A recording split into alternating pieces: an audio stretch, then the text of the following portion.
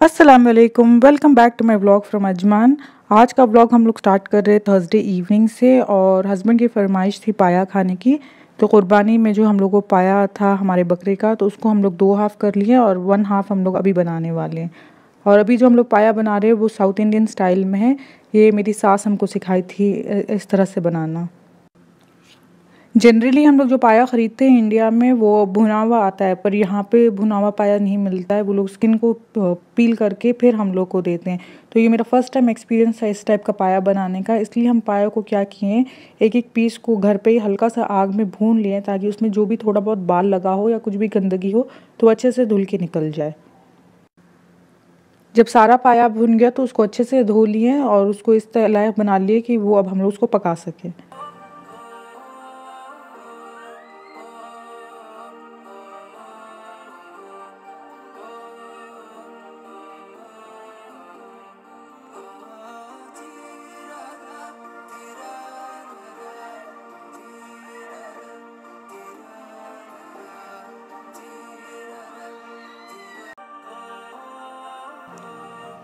आज हम लोग पाया के साथ इडियापम सर्व करने वाले हैं, तो उसके लिए हम लोग को ग्रेवी ज़्यादा चाहिए होगा। तो हम लोग सबसे पहले 1 प्याज, 2 टमाटर, 3 टीस्पून गार्लिक पेस्ट, 3 टीस्पून धनिया powder, half teaspoon red chilli powder यानी लाल मिर्च का पाउडर और हाफ़ स्पून हम लोग कश्मीरी मिर्च ले लिए हैं। नमक हम अपने टेस्ट के हिसाब से लिए हैं और ऑयल हम यहाँ पे कम ही इस्तेमाल कर रहे हैं क्योंकि पाया जो है वो रोगन छोड़ेगा और उस वजह से मेरा ग्रेवी ज़्यादा ऑयली ना हो जाए, इसलिए हम कम ही ऑयल इस्तेमाल करेंगे यहाँ पे। और मेरे गार्लिक का जो मेजरमेंट है वो इस टीस्पून के हिसाब से है और मसाले भी इसी स्पून के हिसाब से है। सबसे पहले हम ऑनियन को यहाँ पे फाइनली चॉप कर लिए हैं, जितना महीन मेरे से हो सकता था उतना कर लिए हैं। और टमाटर को हम फाइनली चॉप कर लिए और उसको अब हम मिक्सी के जार में डाल के ग्राइंड कर लेंगे।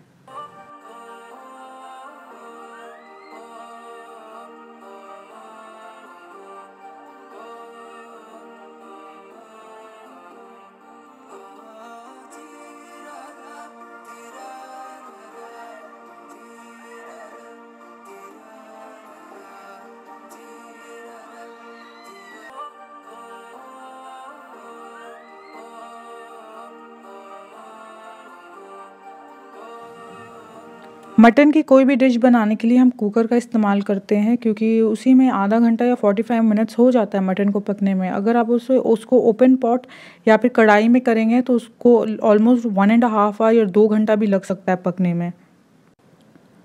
तो यहाँ कुकर में सबसे पहले हम ऑयल डाल लिए हैं और ऑयल डालने के बाद हम जो ऑनियन चॉप किए थे वो डाल दिए हैं। वो डालने के बाद हम बस इसको हल्का सा सॉटे कर लेंगे, इतना कि वो बस हल्का सा लाइट पिंक हो जाए।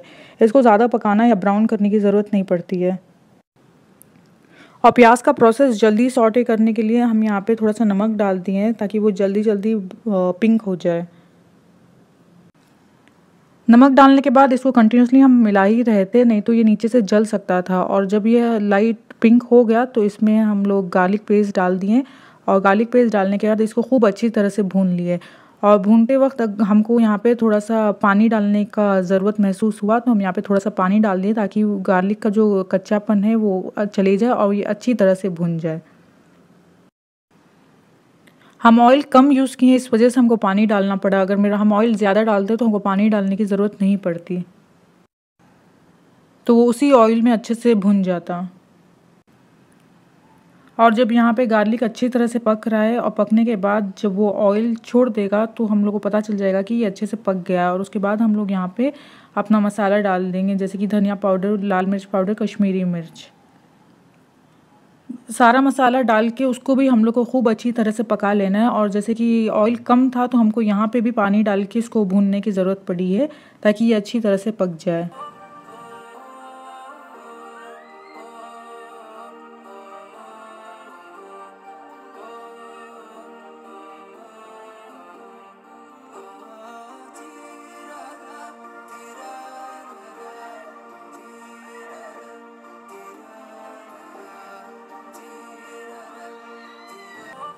मसाला जब ऑयल छोड़ देगा तो ये है निशानी कि मसाला अच्छे से पक गया और इसमें कुछ भी कच्चापन नहीं है। तो अब हम लोग यहाँ पे अपने टमाटर का पेस्ट डाल देंगे और उसको अच्छी तरह से मिला लेंगे। और उसके बाद हम लोग एक एक करके अपने पाया का पीसेस डाल दें और नमक डाल के, और जितना ग्रेवी चाहिए हम लोग को उस हिसाब से पानी डाल देंगे। हमको यहाँ पे अच्छा ज़्यादा ग्रेवी चाहिए था, इसलिए हम यहाँ पे 500 ml पानी यूज़ किए हैं।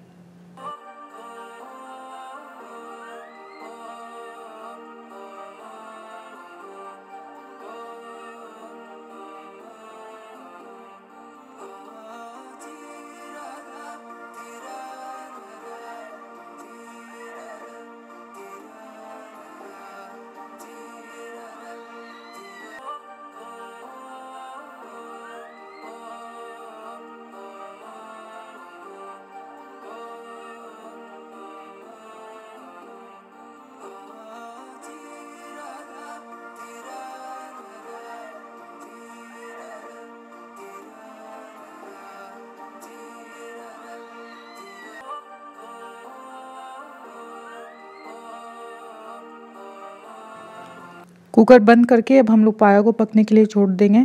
जनरली हम जब पाया पकाते हैं तो वो सिर्फ 30 मिनट्स में पक जाता है, पर ये वाला पाया 45 मिनट्स लिया पकने में, और ये अच्छा खासा गल गया था 45 मिनट्स में।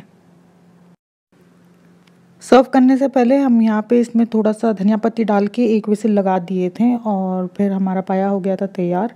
और फिर पकने के बाद भी हम ऊपर से थोड़ा सा धनिया पत्ती स्प्रिंकल कर दिए थे इस पर।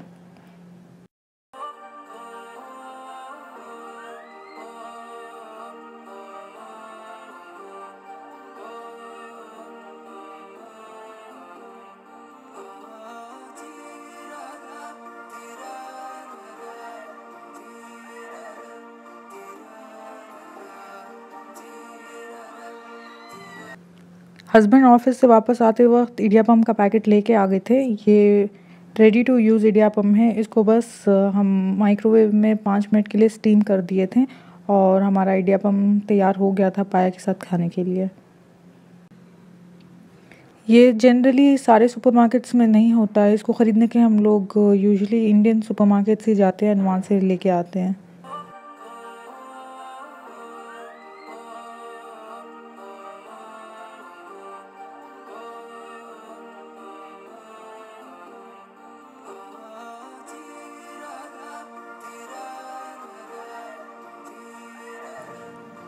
और ये हम लोग करने लगे अपना डिनर एंजॉय।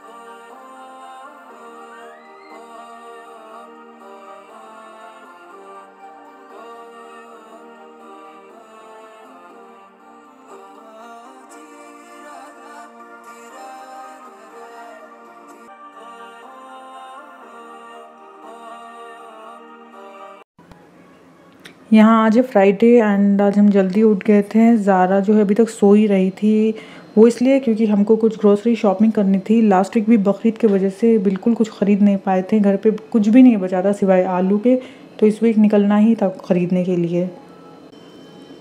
मेरे बिल्डिंग के पास ही 2 सुपरमार्केट से, तो हम वहाँ चले गए थे लेने के लिए कुछ सब्ज़ी, और घर में अंडा सब कुछ ख़त्म हो चुका था, तो यहाँ हम आगे सब्ज़ी लेने के लिए। और अंडा जो हम यूजुअली इस्तांबुल से लेते हैं, एंड सोचे थे कि यहाँ से पूरा शॉपिंग ख़त्म करने के बाद हम वहाँ जाके अंडा ले लेंगे, लेकिन यहाँ पे ही अच्छा खासा सामान हो गया था और वेट अच्छा खासा हो गया था, तो मेरे से उठाने में बहुत मुश्किल होता, इसलिए हम वहाँ नहीं गए। एंड यहीं पे हम स्पाइसेस भी लेना था, लेकिन यहाँ पे कुछ भी दूसरा ब्रांड नहीं था सिवाय एक ब्रांड के, तो हम जो ब्रांड प्रेफर करते हैं वो नहीं था, तो हम इसलिए कुछ न्यू ट्राई नहीं करना चाह रहे थे, तो हम स्पाइसेस नहीं लिए। और फिर हम आ गए थे फ्रोज़न सेक्शंस में, और मेरा फ्राइज़ लेने का बहुत मन था।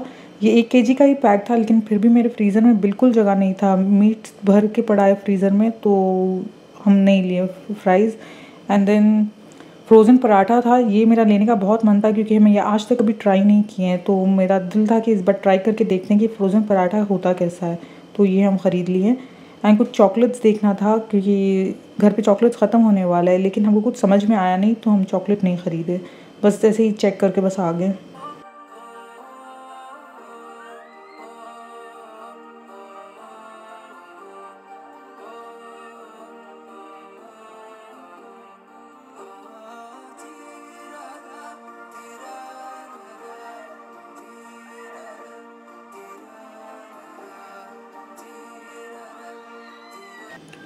और जो थोड़ा सामान जो हम ख़रीद के आए वेजिटेबल्स में वो है भिंडी, कॉर्न लिए हैं ताकि शाम में भूख लगती है तो हम लोग कॉर्न बॉईल करके खा ले।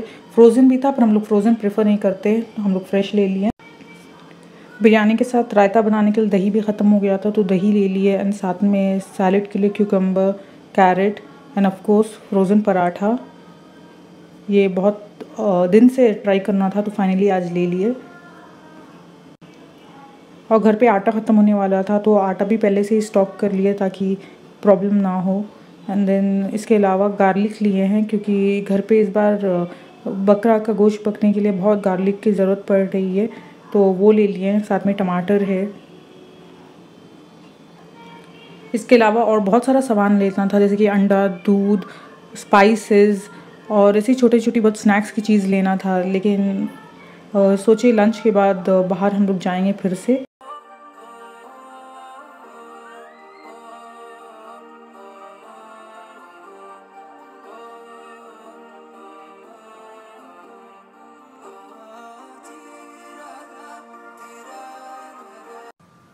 बाहर निकलने से पहले हम चावल को पानी में भिगा के चले गए थे और आते ही जल्दी जल्दी हम उसको पानी गर्म करने के लिए रख दिए एंड चावल डालने लगे और फिर एक तरफ मसाला तैयार करने लगे। बहुत ही सिंपल तरीके का मद्रासी बिरयानी बना रहे हैं और इसके लिए बस प्याज, टमाटर, लाल मिर्च पाउडर, गरम मसाला सब डाल के मसाला तैयार कर लिए हैं। और जब तक हमारा मसाला तैयार हो रहा है और चावल पक रहा है हम यहाँ सैलेड की तैयारी करने लगे हैं।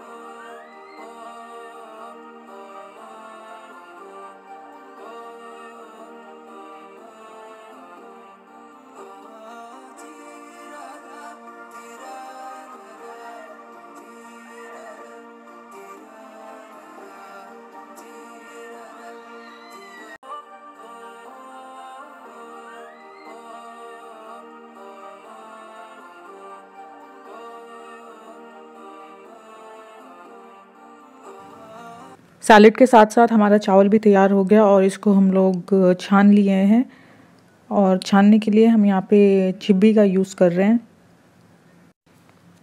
और फिर बिरयानी को हम लोग लेयर दे के उसको एक लेयर चावल एक लेयर गोश्त करके उसको दम पे रख देंगे और हमारा बिरयानी हो जाएगा तैयार।